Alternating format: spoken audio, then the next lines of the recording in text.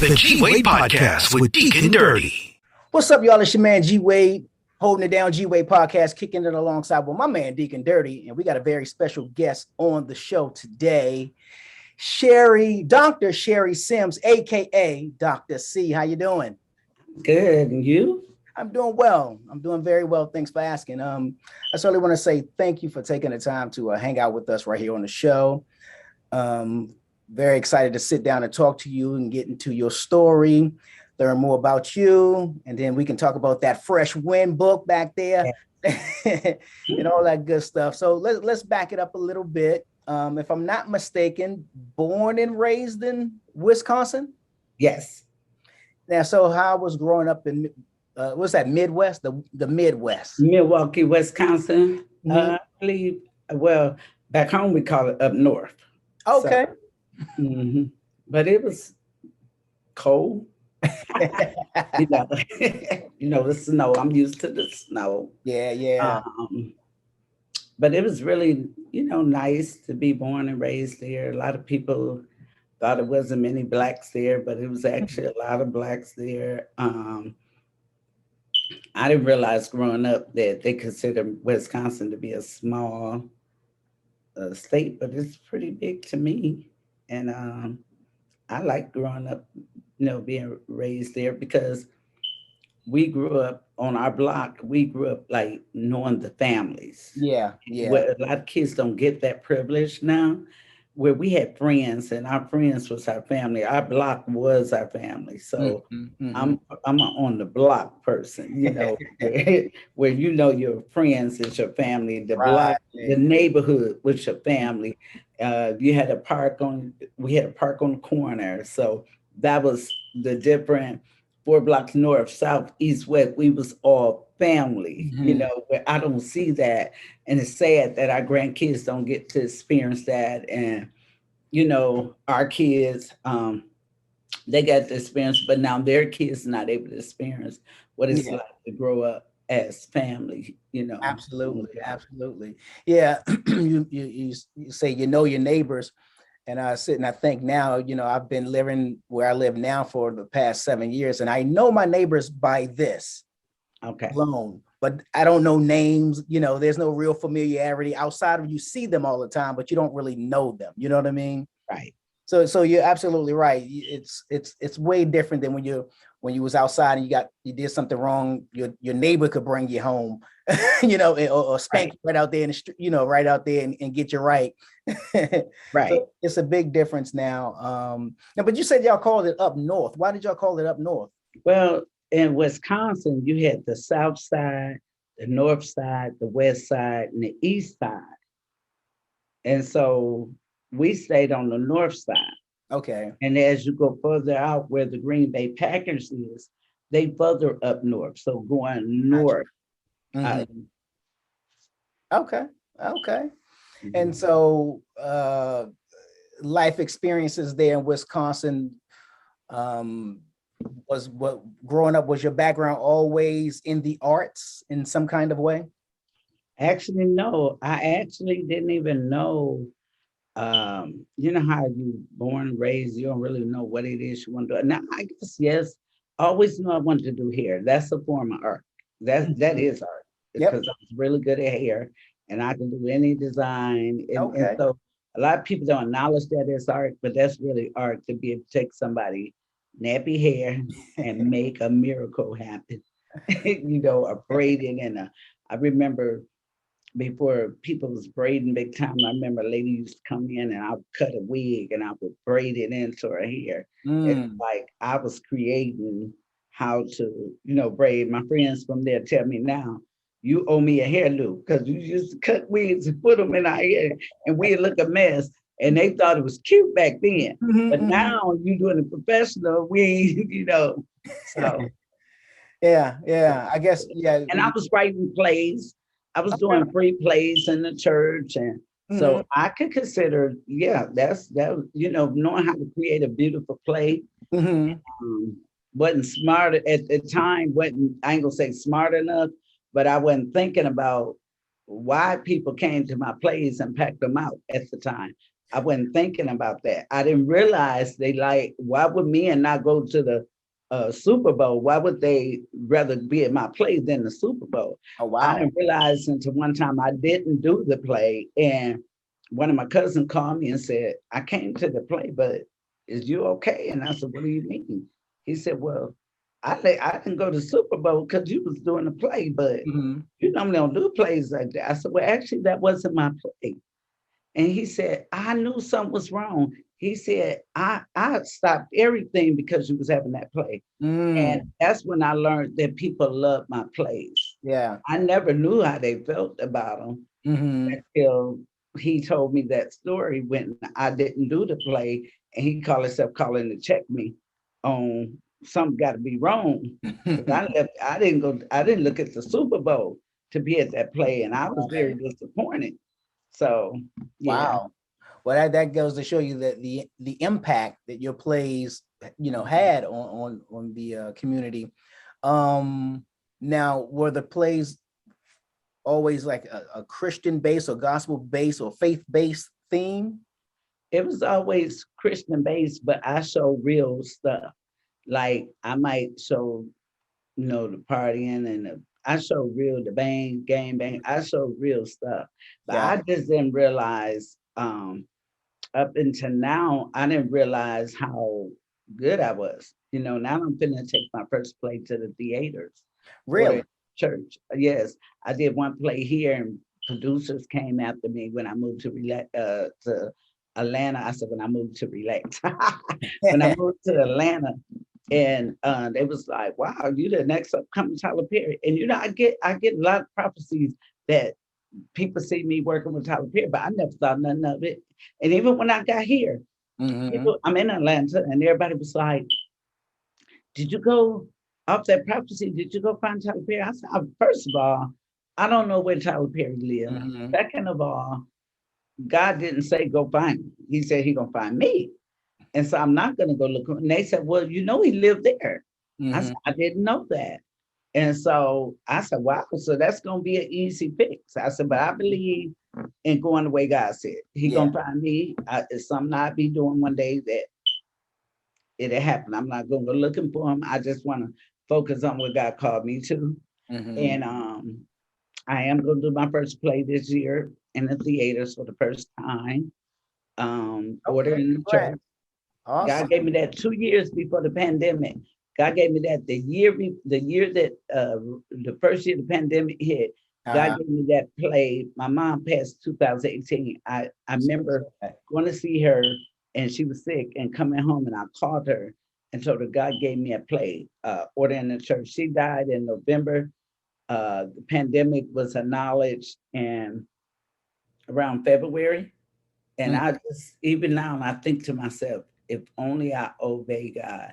It Mm-hmm. was like he was telling me order in the church. But now it's never too late. Yeah. I am writing that play.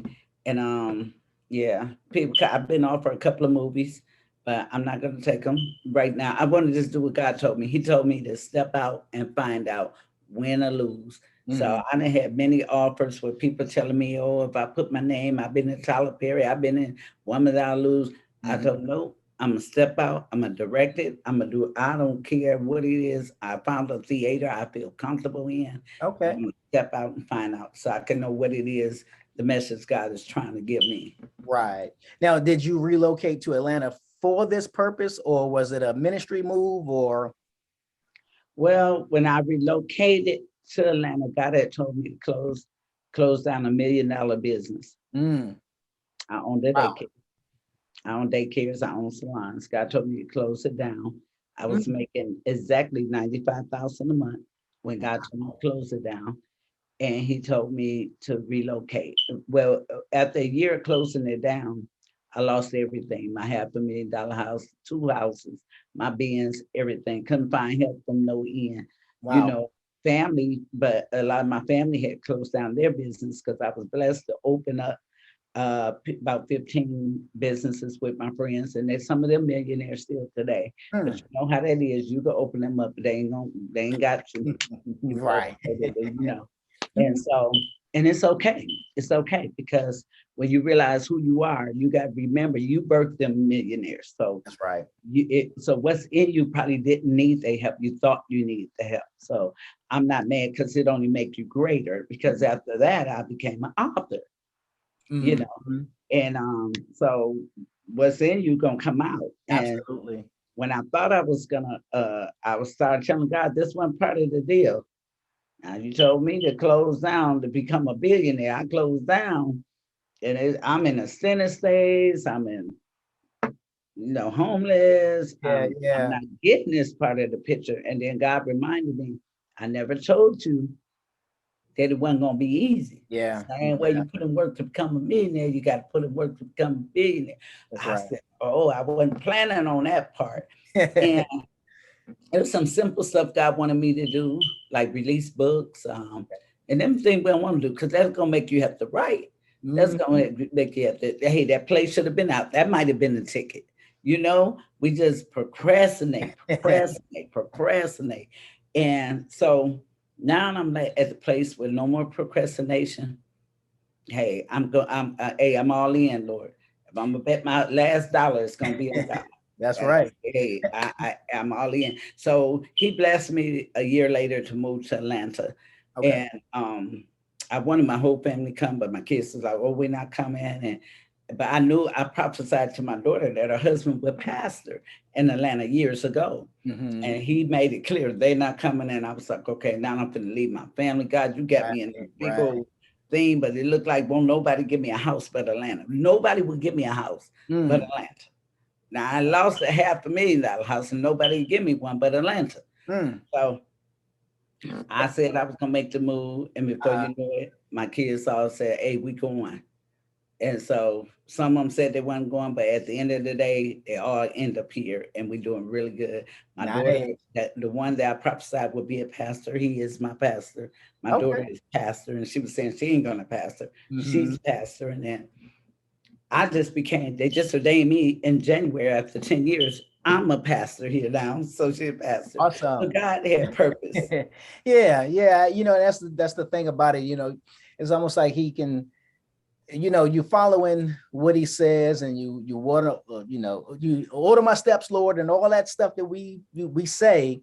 And then the moment we start doing it, we forget that. Well, not that we forget, but we don't realize sometimes things come with that. You know what I mean? And it may not be the pretty that we was expecting. You know what I mean? Or hoping But for. you know what I was worried about was my husband. Okay. I said, he ain't going for the move. He ain't gonna go for the move. Now let Mm-hmm. me tell you how God did with him. God told me, let me handle him. Ah. I said, okay, you handle him. I Yeah. want to see how this one's gonna work out. Mm-hmm. He loved his cousins, his little friends here. I need to see what your plan is. I Mm-hmm. kid you not. It snowed in Wisconsin and the snow was up to here. Wow. My husband opened that garage and he couldn't get to his car. He couldn't get to the blower. He didn't have gas and thing. We walked through that snow Mm. up to here and got to the gas station, me, him, and my baby daughter. And when we made it back, he put that blower in and he blowed that snow all day. But when he came in the house, he said, now I know you love your family and you love your mom and your daddy. Yeah. He said, but I'm gonna tell you right now, so you can have a year in advance, decide where you want to live.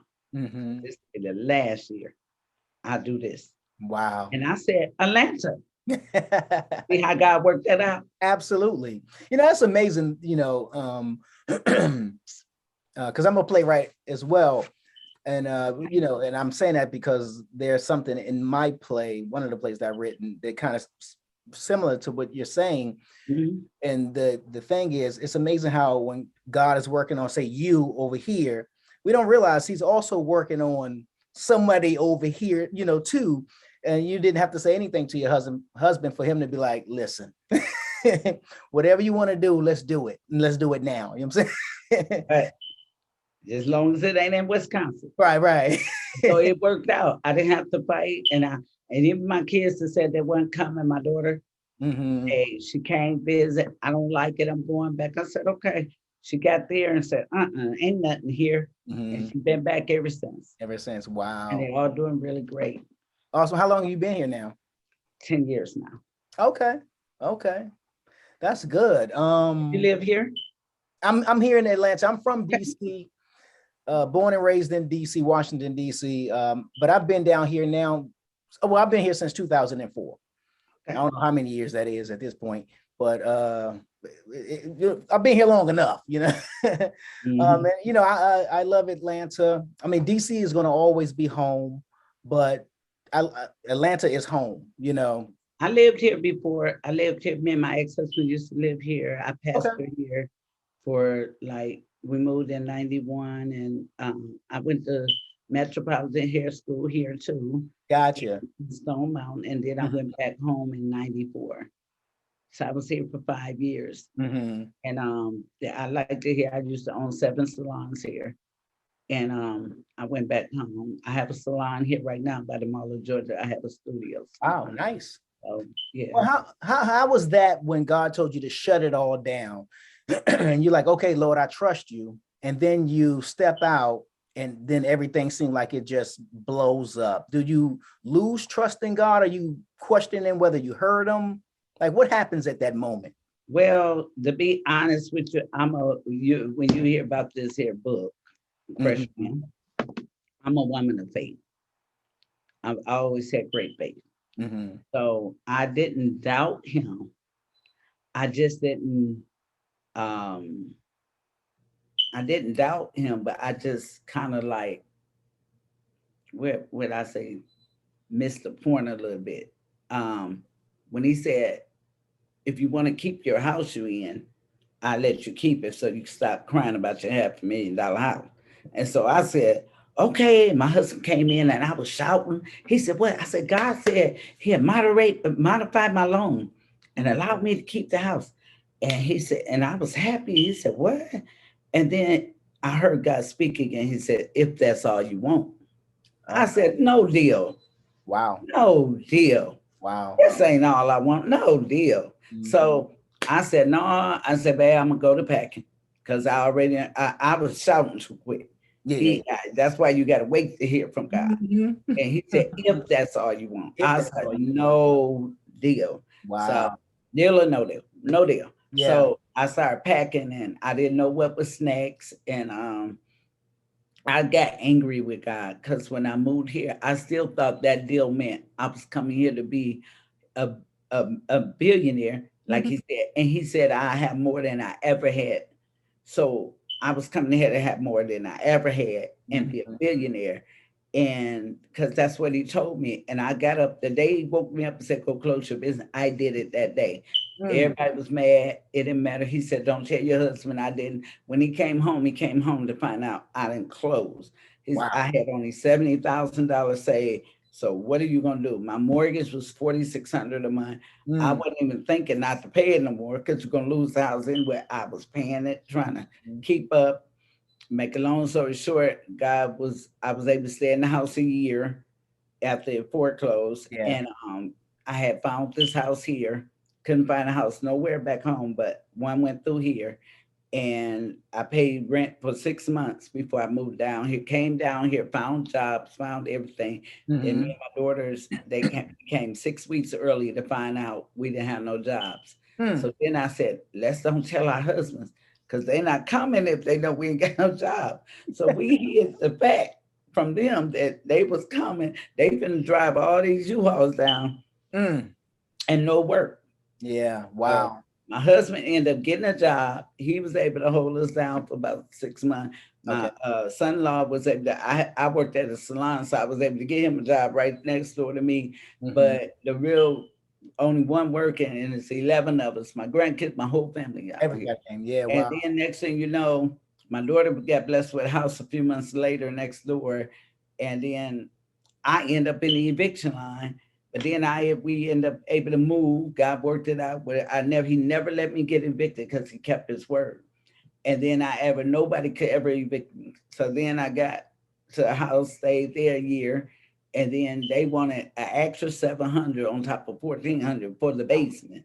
So I end up moving, or whoever in the basement could come right up in my house. So I end up moving with my daughter. And then they was going to buy a house. So they put their notice in. And when they just changed their mind, the people decided they sold the house. So then now we all in the center.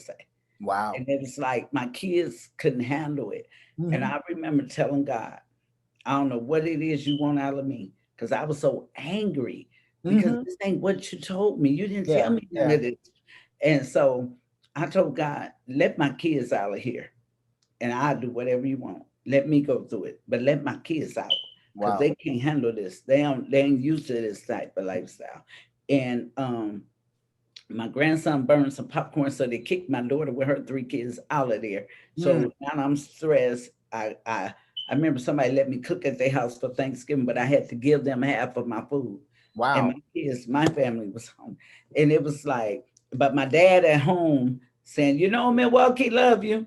Milwaukee love you. And I'm saying, I sleep. I told my daddy, I sleep in a church on the floor before I come back to Wisconsin. I'm a fighter. I said, y'all taught us to fight. I'm not coming. No, I got to win. I have to win. Yeah. And so while I laid there in that bed, I wrote this book. And it felt like I was writing another book, the Get Up book. The book, when I wrote that book, it seemed like a release came. And out the blue, I got a phone call saying the house is ready for viewing. I said, I ain't applied for a house ready for viewing. I couldn't understand it. I went there. God let them find favor with me. They gave me the house, and had 100 people in line, but gave it to me. Wow. I just told them my story, and she said, your kids could all move here. But by that time, they had all got a house. One of them moved with me, and then God let me find another house, and I passed it up. He said that could be their house. I went back, and it was their house. So everybody ended up in their houses, and then I became an author, and things started turning around. And then our husbands, they all end up getting jobs and stuff like that. They had got jobs, but the people was lying. I flew in 3 times, and the guy lied like he never interviewed me. I told him, I'm gonna be your boss one day. Right. And that did happen. I ended up becoming the manager at that salon in the mall. Wow. And I hired him one day. Really? One day he was walking past. I said, when you get ready to drop them zeros, come on and join some here. And one day he came and joined me, and it's funny. And not only did he join me, I ended up getting my own studio. They bust the wall out. He became my partner. Wow. Yes. So that would make your enemy your footstool. Absolutely. And then we end up going into business together, by the Mall of Georgia. So, but I was so angry at God because I didn't see it. And up to this day, I didn't see it. I wrote a play. People came after me. I just didn't see it, but I was blessed to sit with a millionaire in September at my sister's wedding. And he began to say, I heard your voice, and I immediately saw 50 million. And I said, well, that's a lie. If you hear my voice, you're going to see a billionaire. See, I'm going to stick with what God said regardless. And he said, no. I said, you don't know my story. He said, well, what's your story? We out here at 3 a.m. I told my story. And he said, well, why ain't you a billionaire? I said, I don't know. I've been this 10 years now, and I'm just, I guess. He said, well, you think you're going to bump into somebody? I said, well, that's what I'm thinking. I mean, how else? I don't know. And he said, that ain't it. Is that what you thought? I said, yeah. He said, no. He said, I need you to go on YouTube for 6 months and teach people what's inside of you. And then I need you to begin to just teach what's inside of you. He said, that ain't how you're going to be a billionaire by teaching what's inside of you. We the million. He said, I got money. He said, but you the baddest thing here. What I need you to do is show me how to make this money. Wow. I need you to, and I ain't lying. I came home like, oh my God. It's like, I kept saying my life felt like a scavenger hunt. And I said, the hunt is over. And I got a boot camp coming up. I did my marketplace in the box, and I got a boot camp coming up. I said, I got to teach these people how to do this, it's in me. And I remember Melvin Henderson from TBN telling me, God said, stop coming to Milwaukee to do your conference, go back to Georgia and start. And he said, tell you already connected. I'm still not figuring it out. I done figured it out now. So now I got a lot of things going on, can teach people, train people, bring what's in me out to make them a better them. And I thank God because he made me go for this hunt to find out what I was looking for or who I thought. It ain't me that need to bump into somebody. Somebody need to bump into me. You. Amen. You mentioned the boot camps, and I was going to ask you about that. Is that where the 5 faith pillars come from? Yeah, my 5 faith pillars is my boot camp. The boot camp. Can you explain that? Yes, it's gonna be. I'm gonna be dealing with your mind, your mind, your body, your soul, and your spirit. Because that's in order to be successful. All them 5 people that your mind, your body, your soul, and your spirit. Them the 5 pillars, and them the ones that got to be dealt with. Your mind, of course, because that mind is a terrible thing to waste. Yeah. And that mind has to be transformed. That's right. And that mind got to say, hey, I can, when it's saying I can't. I graduated high school at 42 because that mind told me I can. Even though everything else around you say, no, that mind, that's why you say, he who mind stayed on the Lord, I keep you in perfect peace. So right. I learned to get my mind stayed on the Lord. Yeah. So that mind, that soul, got to make sure that soul is right with God. Make sure that soul is in the right place, man. Make sure that soul is spiritual and that soul is clean and clear. So you can really receive the direction that get connected with that Holy Ghost. Right. And then that body, you got to still take care of your body, make sure what goes in and come out, what's in your body. And so it'd be dealing with what you're allowing in. And I'm speaking of your faith, your positive, negative, life and death is in the tongue. You got to speak over yourself. You got to talk to yourself and you got to tell yourself, I can do it. I talk to myself. I teach faith. I talk to myself. I can do it. I want something. I'm getting it. I'll be saying, I don't know how I'm going to get it, but I'm getting it. I tell people, you want a house, walk around that play like you're picking flowers. There you go. It's mine. Speak to your earth. Say, this is mine. This is where the curse break. Your body. I ain't receiving nothing in my body that God didn't place there. Sickness is not of God, so I'm not receiving it. Definitely not. I'm not receiving it. I'm not receiving cancer. I'm not receiving. See, it's when you receive things, is when the body go wrong. It's whatever I receive health, good wealth, and so, and your spirit, it got to always be prayed up, fast up, ready, and know it's up for battle at all given time. So in the spirit, that part, it'd be dealing with, the Bible says you wrestle not against flesh and blood. That's right. Stop worrying about your brother and your sister or who hurt you. You ain't wrestling against flesh and blood. It's clear. But against principality, wickedness, and high place, that's unseen spirit. So you got to know you're the target when you get positive. Say you ain't saved, but you just positive. You still the target. And the enemy don't care nothing about you. And you going to be the target every day. So he said, when you go to do good, evil is always present. So why act like it's just like a battery, a negative, you put it by a negative, it's going to explode. You got to always keep your circle, keep a positive circle around you. Do we always do it? No, because we think our family is that circle. No, sometimes you got to cut. When you're trying to get something, sometimes you even got to cut ties with your family. That's right. You're right. You're trying to go someplace. You know what was that? Crab in the barrel. If you want to be somebody and you want to go somewhere, you got to wake up and pay attention. That's right. That's to your whole surrounding. You can't eliminate your surrounding because it's your family. Most family even get business. The number one downfall is when you include your what? Family, because they want everything free, And when you pushing, you gotta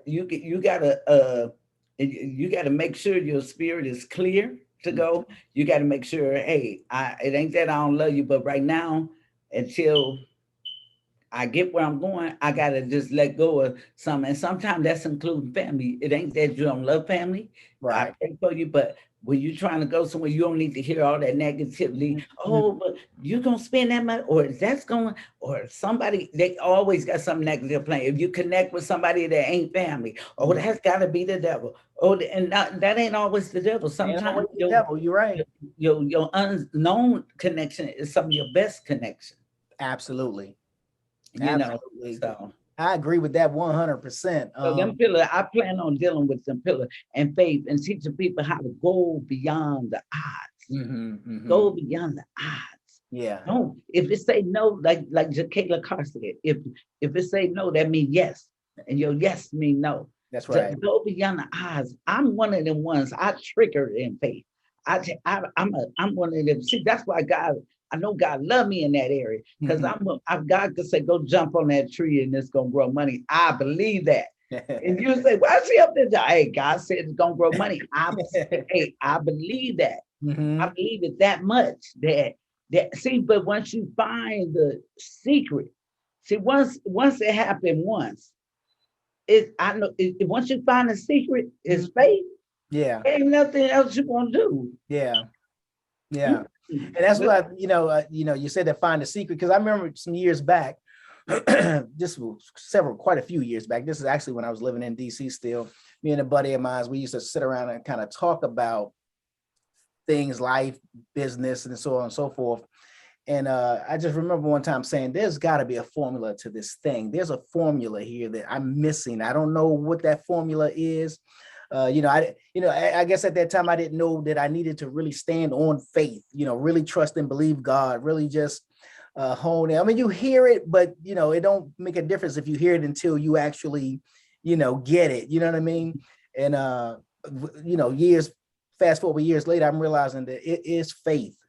It is truly faith that moves mountains. It is truly faith, the size of that mustard seed, that truly. Not only that, it pleases God, that kind of thing. It's the thing that God is like, okay, now you get it. You trust in me now, so now I can move for you. There you go. And so it just took years for me to get it, but once I did, it's like it's unshakable now. And people gotta believe it. You know why I had to close down $1 million business? Because my sister used to announce to me and say, "This is my sister. And everything she got, God did it in faith." And I used to hate that when I was young. I felt like that was belittling me. I was young. I got you. I feel like she telling everybody everything I got came from God, but they got money to get theirs. So I wanted what they had. I wanted money to get mine. I wanted to be able to say my sister did this. Right. At that time, my mind wasn't thinking, and it was like this way. Everything she get. God bless her. God bless her with this, and God bless her with that, and God bless. And I wasn't even looking at the impact on it, or I was looking at she gonna keep telling everybody everything I get. God did it. But that was bothering me. So God blessed me to build me a daycare from the ground up in faith, and then kid you not, he told me to woke up and told me to close it, and I did. And he said, come to be a billionaire. Now, I've had several prophecies that, hey, I see you with your daycares and stuff. And I was really great where I was able to put a lot of people in business for daycare and make sure they stayed open and everything. But they say, your daycare going to open. And I see people in lines, and that all could be true. But they said, now, if you could do something different, what would be it? I would never trade my faith over that daycare or a business ever again. I would never trade it over money. Really, what she was saying was a good thing, but I was taking it to be a negative thing. Right. And really, she saw the power in God. And that's why I was able to write this book called Fresh Wind. And Fresh Wind, every house I own, I prayed for people and they gave me homes, $300,000, $400,000 homes. Sometimes they gave me the dog to go with the home. Wow. God healed them from cancer. So several people got healed from my ministry. And they just gave me the keys to the house, turned the deeds over to me and blessed me here in Georgia. Wow. All here in Georgia. And it's all in that book, and it's all true story. But I traded that in. to go be like my sisters, to go be like, I want to say my job did it. I worked and got it. I wouldn't trade that. It's nothing like having faith. Without faith, it's impossible to please God. I wouldn't trade my faith in for $1 million, not even a billion. I don't even want the billion if I have to trade my faith in for it. Right. My faith will stand sure. And it's going to 5 pillars that's going to help you keep your faith structured and where it needs to go. One thing about it, I might have went over that way to go after that because I felt like it sounded better to say I did it. Right. But I know that I can't do anything because after the pandemic and everything went down, God said, okay. Who did it? Where the money at? Right. Today? Where the friends? Call all your friends. He told me, call your friends now. You made sure they was all open. You felt good, right? He said, call and ask them, tell them you need $20. See if you get a call back. I got deleted. I got blocked. Wow. He said, okay. So I said, no, God, give in. I never trade my faith. You give it back and I never trade it. And see, I don't have that mustard seed. See, God, see, that's another thing. I'm going to deal with that in the boot camp too.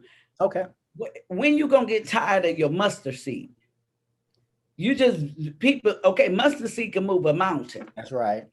He give a mustard seed faith to move mountains. Mm-hmm. Okay, but ain't you tired of just moving mountains? Come on, what else do you just imagine if you go to your next step? Just imagine you can have faith as a mustard seed. That's a blessing. God left that in place. It moved mountains. People that moved the mountains and still dwelling on the same old mountain, still won't go past the same old mountain, same old railroad track, same old, you over and over and back and forth doing the same old thing. You got to get to a point in your life where, hey, forget these mountains, Lord. I'm ready to move some jungles around, you know. Right. I'm just saying, hey, you can stay on your mountain level. So then where we go wrong, we connect our whole life with mountain level people. And you ain't a mountain level person. Yeah. So you wonder what's going wrong. Mm-hmm. Even when I moved here to Georgia, I got with some people that didn't even have mountain level. Mm.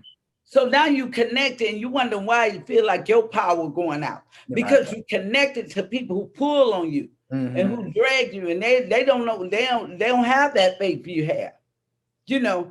And then you're dealing with people who don't believe they can do nothing but jump over that bridge right there. That's it. They don't feel nothing. They don't believe they pulling on you and then jealous of you, and then you not understand what's happening. And sometimes you got to cut the whole ties with everybody. And I did it. Just cut everything. Cut. Yeah. And start over. And just say, hey, I'm gonna come in this by myself, Lord. And as you connect along the way, fine. But right now, I'm going to have to trust you. And I'm going to have to spiritually trust you for this next move and these new moves. And I can't keep basing on carrying somebody with us. That's what pull us down. We got the Lord, take the Lord along with you, but we want to always carry somebody with you because it makes it look big that you brought somebody along. Bring somebody along after you get there. But first you go get there. You know. Yeah. So. Yeah. Wow. I'm excited about finna teach people. I started Marketplace in the Box. I was finna send prayer towels. I just sent one to the lady. And I was going to ask you about that. What's the concept of that? Okay, now the Marketplace in the Box is going to be like, I'm pretty big in Clubhouse, and a lady testified that I came over her house and brought a white towel and wrapped her daughter in it, and her daughter felt heat. And her daughter had 4th-stage cancer. And now me and my pastors had went there. And now her daughter is cancer-free as of last month. Wow. And people start saying, send me a towel, send me a towel. And I was finna do it, right? But we do things without structure. And then, but I never thought about, okay, go buy everybody a towel. I got to go pay money for everybody a towel. Then you got to pay money and ship everybody a towel.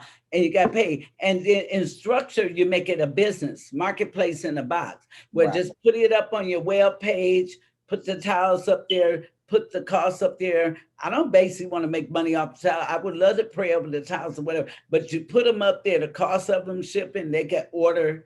They can order you know, it become a business. See, God got everything in place. It's just that we don't take time and we don't look at it. God got it all in place for you. So Marketplace in the Box, I make custom wigs. I have my own hairline. You could just go on my webpage and just You ain't got to come through me. You can just order what you want. Marketplace in the box. So I named it Marketplace in the Box. The prayer or the prayer towel, the prayer. It's already prayed over. It's already in box. You can just go on my webpage and order it yourself. I ain't got it done, but that's where I just test my first class out. Okay. And within one day, I end up getting 192 followers. Wow.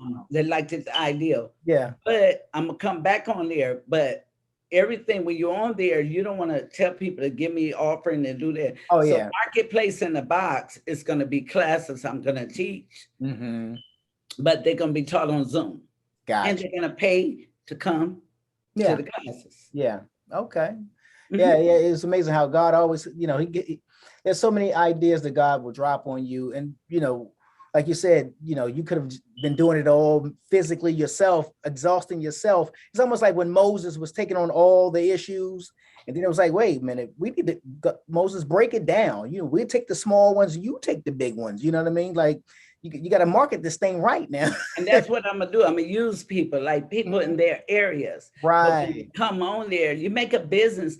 It's no reason we should be broke with all what's inside of us. No reason, but we don't want to take the time out to bring it out. And it took a lady, I was laying at home and she said, why you ain't been on Clubhouse? I just was chilling. You ain't got time to chill. People waiting on you. They want to get taught.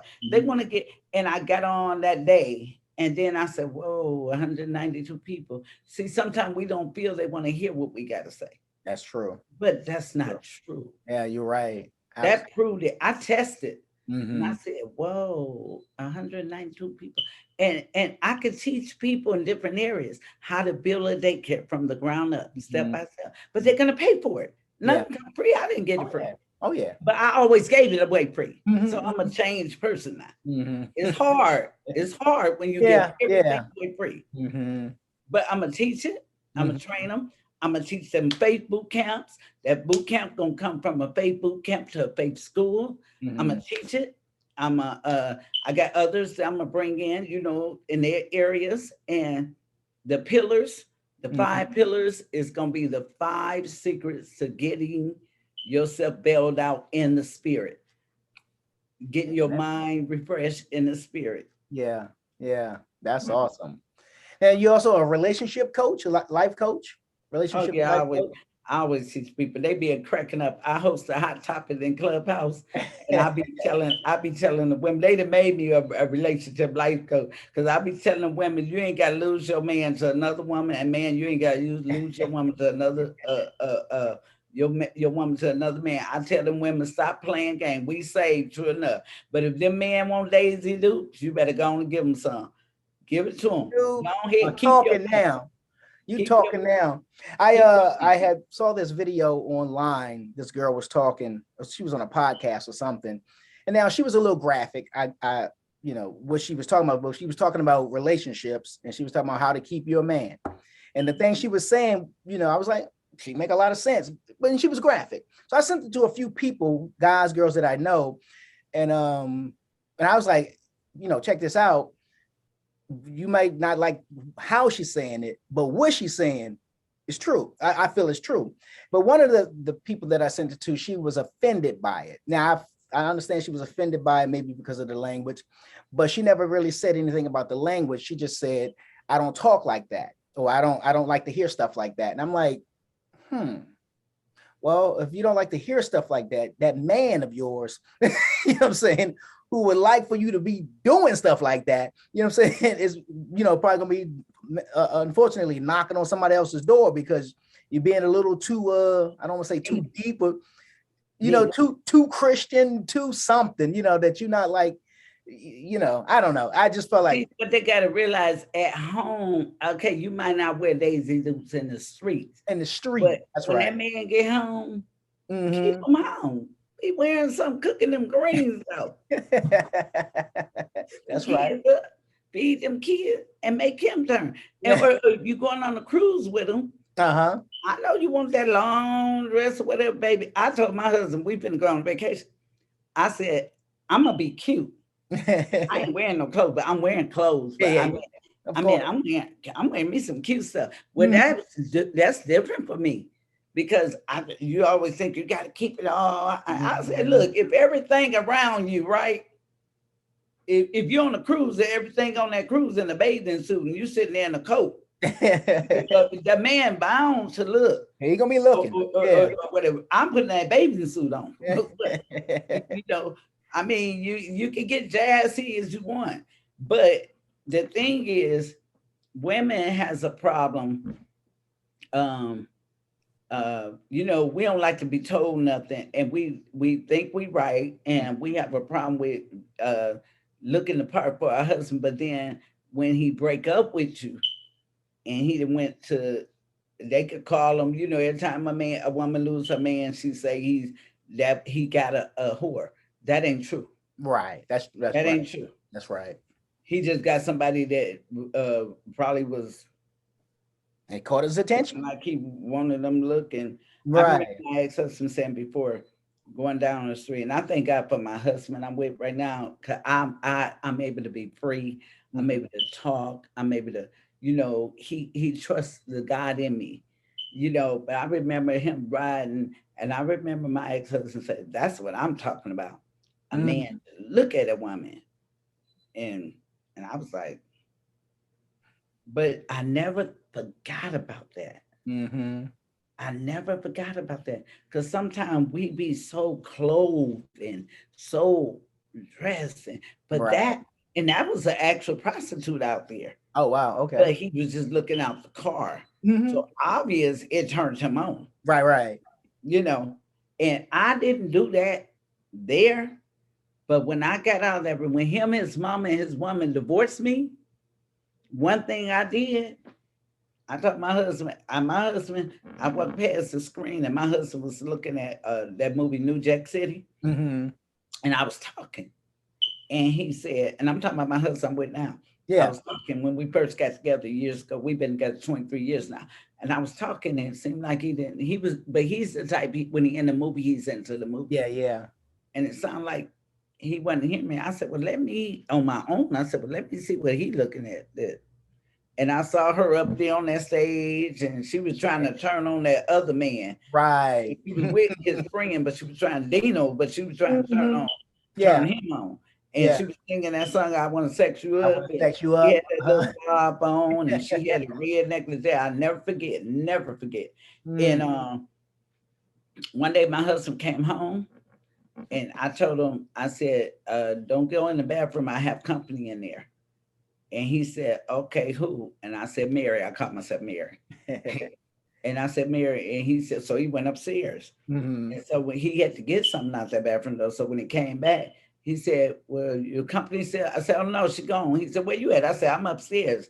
I had already staged it. And he said, oh, okay. So when we had the double staircase. So when he finally made it back upstairs, he said, where you at? I went in the bathroom. I closed our double glass doors and turned the light down and everything. And I had my music ready to hit when he came on. Right. And when he opened that door, I hit that same music he was listening to. And I was like, and he was like, whoa. But you know what he said? He said, get you a white wig next time. See? So I tap in. So I tell women, tap in. That's stuff we do at home. But you know, I know what he did though. He told some of his friends, man, I got everything I want at home. Hey, I'm good. And you know what happened? A couple of them men talked to me, hey, will you teach my wife? So see, I said, I got into this by, I said, stop telling them that. Because he used to tell, man, I got a church girl, and man, she a freak. I said, I ain't no freak. I ain't no freak, but I'm a church girl that know how I want to keep my husband. That's and you know what? We don't want to talk about these kind of things, right? Because we think, oh, that's too deep. Oh, that come on, we've been from the street. I'm from the streets to the pulpit. We gotta stop acting like we ain't had no real outside life. That this is just an inside thing. No, and it's a lot of people, even men. It's some boomerangs out here. I call them boomerang. They saw that movie Boomerang, but the sad thing, I talked to some men. They have the same story. They sitting up there, don't know where they woman at. Wow. But you know what? Maybe he didn't have time for her. He didn't acknowledge her. He didn't ever tell her she was cute. He was so busy out there telling somebody else she was cute. She got tired of it. She out there somewhere because he telling her she cute now. Right. And he taking time. He taking her to the dinner, that little stupid dinner that he don't want to take her to. Right. He taking her to. He ain't going to be with his friends on her birthday, or he on a cruise with his friend. Well, Mister is sitting there saying, "Baby, I'll take you." Right. And they start off as a friend. So it's men that's doing that too. And then they act like they ain't, but then they lose her because I know when my ex asked me, he was like a boomerang somewhere wiggling his toes, trying to figure out how I'm gonna get her back. Not knowing you ain't never getting her back. You'll never get her back.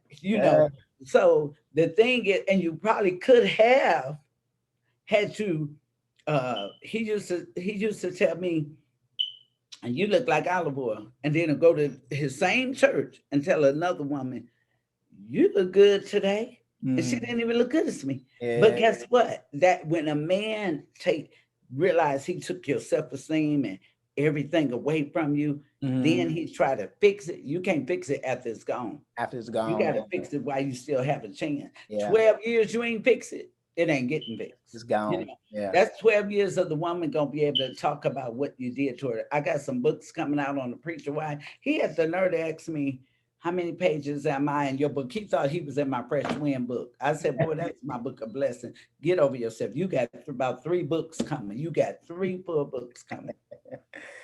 Well, let's talk about Fresh Wind, the book. When Fear Knocks, Faith Sends an Answer.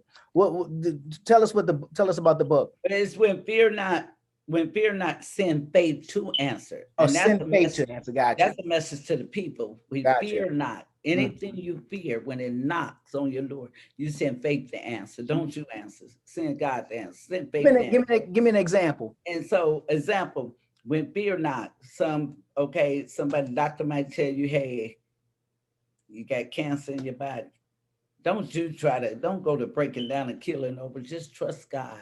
Have faith. Send faith to answer. Have faith in God that what you seen, you ain't gonna see it when you get me in that X-ray. Right. My daughter, they told my daughter she had cancer. I said, no, you don't. I ain't got to receive that. I know my word. It's what you want to believe and receive. It's like Freddy Krueger. He couldn't get in until you believed it. Until you believe, that's right. Fear not, you send faith to answer. That's a job for faith. That ain't a job for people to tell people. That ain't a job. I ain't even going to tell that connected story. Why? Because I'm just connecting that out and I'm letting it be spoke more in the atmosphere. Right. But when fear not, you shut it down with faith. You send faith to answer. Okay, God, this is a job for you. The Bible says, who reports you going to believe? I'm going to believe the report of the Lord. His report say we are healed. His report say we are free. His report, God can erase the doctor's report. It's just who report you going to choose to believe. And so when fear knocks, because it knocks on that door, send faith to answer that you got to know your place in this. That's right. Your place, and you ain't the healer, God is. You ain't the deliverer, God is. So when fear knocks, you send faith to answer. And I had faith that my daughter wasn't going to have it. I left and they said it'd be an hour. They called me back in about 20 minutes. I said, it's over with? They said, yeah. When she got the phone call, they said they made a mistake. It wasn't even cancer. Oh, wow. I didn't believe it, no way. And my daughter said, no, Mom, it was there, but God took my faith. He healed me, and he had to take my faith to that level. So when fear not, you got to send faith to answer. You can't be trying to deal with certain things that only God could deal with. See, that woman that had the issue of blood, she had it for a long time. That's right. But you know what she did? It ain't like somebody let her in because Jesus was there. People don't let you in. They didn't let her in, but she determined, I'm going to reach Jesus. She said, I can't get in. Oh, okay, they the crowd, they got him, but he got his robe is out here. Right. I'm a reach. See, baby, you got to reach. That's right. When you want something, you got to reach for your goal. Everything in life, you got to reach for it. You got to reach if you're going to do it. Like Steve Harvey said, you got to jump. That's right. And you got to be willing to jump. And you can't jump. You could jump, but do you have faith that God is going to be the one to catch you when you jump? That's right. So you jump out into the deep end thing, but believe God. I'm crazy for God. I believe God I don't care about. I'm a jumper. I believe God to do it. Yeah. Yeah. I trust him like that. He said, without faith, it's impossible to please God. See, that's Right. why people got to read their word for Mm-hmm. themselves. You can't Absolutely. Google Jesus. Get off the Google. You can't Google. Mm-hmm. Even that lady that said you can't Google. The Mm-hmm. one they talk to, Alexa or whatever. She said you can't Google. I have not Googled. I have not able to do that. That's something she ain't even able to do. Something she can't do. That's No, right. that's something you gotta seek God, Nebonology, seek God for your next move. Seek God for your next level. Mm-hmm.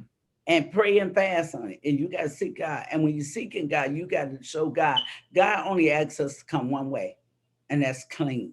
That's right. So when you come to God, you got to come clean. Mm-hmm. Period. Yeah. Yeah. Well, that's awesome. Dr. Cherie Sims, aka Dr. C. This has certainly been a joy, a pleasure speaking with you. How can people find out more about you, and where can they get that wonderful book of yours? With Fresh Wind, you could get that on Amazon.com. But I normally get people my own webpage, global.move@yahoo.com, because I'd rather make more money than Amazon when it comes to my story. I hear you. And I know and I normally send my book out. And I do have a Fresh Wind Word of Life Faith Journal. Okay. And 70 words of faith is in this journal. Amen. I did what you say, I ain't gonna say fire the publishing company. Well, I removed this here off of the market because I got rid of the publishing company and I got my book back on there. But I will be getting this journal back on there. Okay. Yeah. But I have a Fresh Wind Word of Life journal. It's a 70-page journal. So anytime you need a word of life, a quick word, just open this journal. I left 2 pages empty in it behind every word. And what happens by the time you get to the end of this journal, you'll have your own book you then wrote. Gotcha. Wow. That's awesome.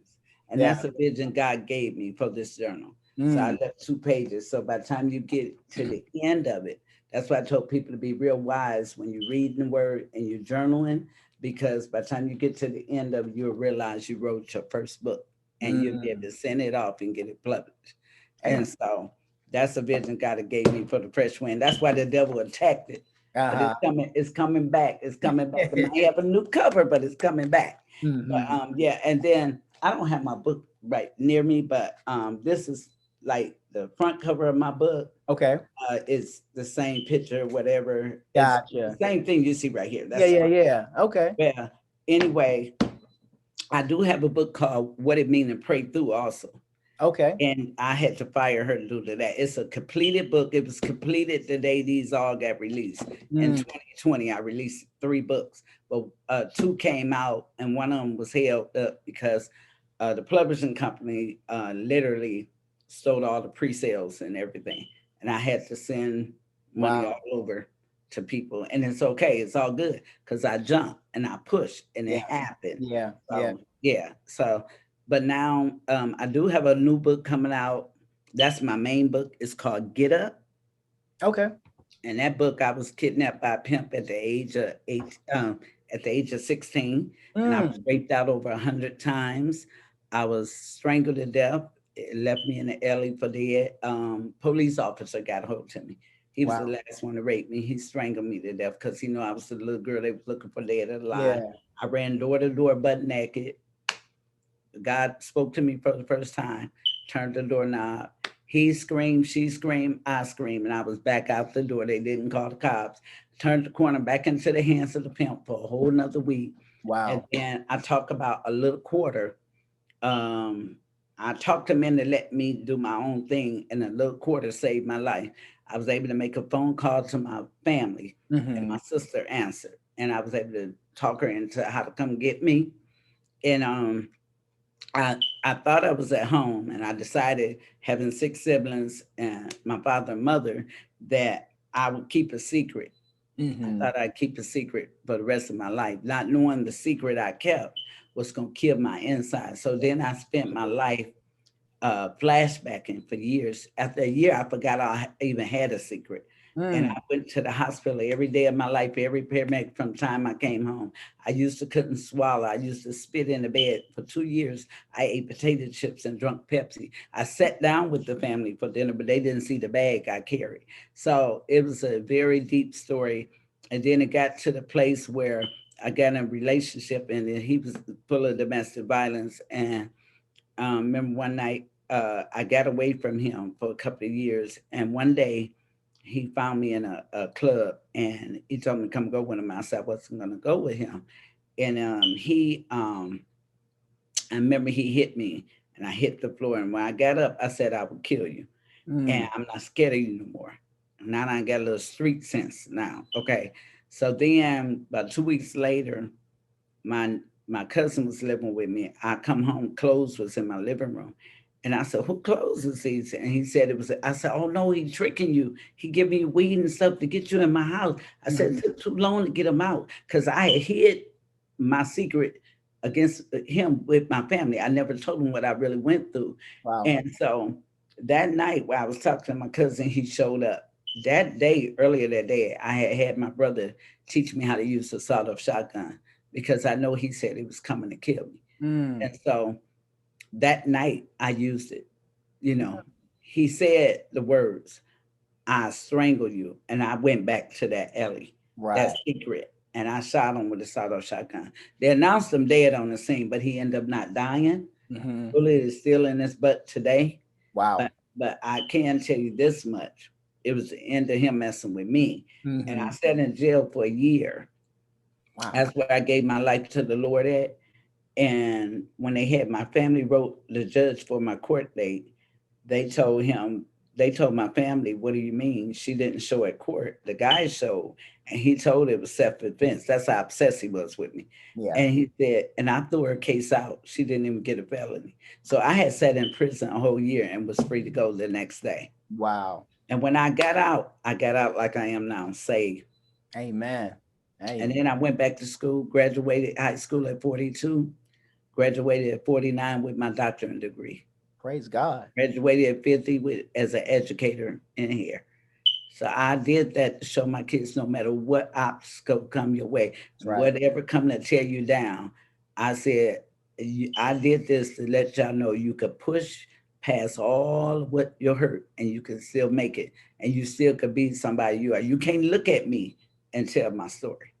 You'll have to hear it from me. That's right. You definitely Wow. can't look at me. Wow. I've been in the smoke, but I definitely don't smell like it. And I did that, like I told my kids, for them as well as for other people to know. I just started a nonprofit organization called She Smile, present He Smile, and that She Smile, that women and men would get their smile back all over the world.